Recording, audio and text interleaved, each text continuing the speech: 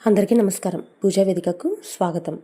మనం ఏదైనా పనిని ప్రారంభించేటప్పుడు ఎన్నిసార్లు చేసినా సరే విఘ్నాలు కలుగుతూ ఉంటాయి.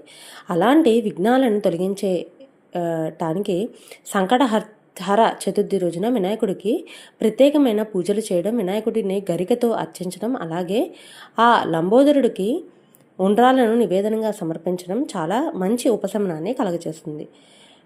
ఈ రోజున సంకటహర చతుర్థి రోజున భక్తులంతా ఉపవాసం ఉండి రాత్రి చంద్రదర్శనం తర్వాత గణపతికి అర్ఘ్యం ఇచ్చి తమ ఉపవాసాన్ని విరమిస్తారు.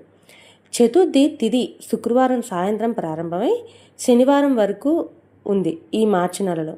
ఆ తిథిని కనుక మనం పరిశీలించినట్టయితే మార్చి 6, 2026 శుక్రవారం చతుర్థి తిథి సాయంత్రం 5:54 నుండి చతుర్థి తిథి ముగింపు మార్చి 7వ తారీఖున రాత్రి 7:18 వరకు ఉంది.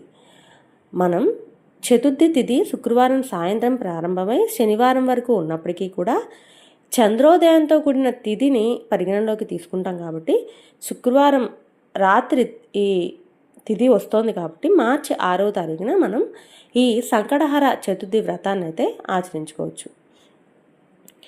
ఈ రోజునే బాలచంద్ర సంకష్టహర చతుర్థి అని కూడా పిలుస్తారు. ఈ సంకటహర చతుర్థి రోజున వినాయకుడికి షోడశోపచార పూజ చేసి గరిక పూజ చేసి నైవేద్యాన్ని సమర్పించండి. మీ అభిష్టాలన్నీ నెరవేరి మీకు కార్యసిద్ధి కలుగుతుంది.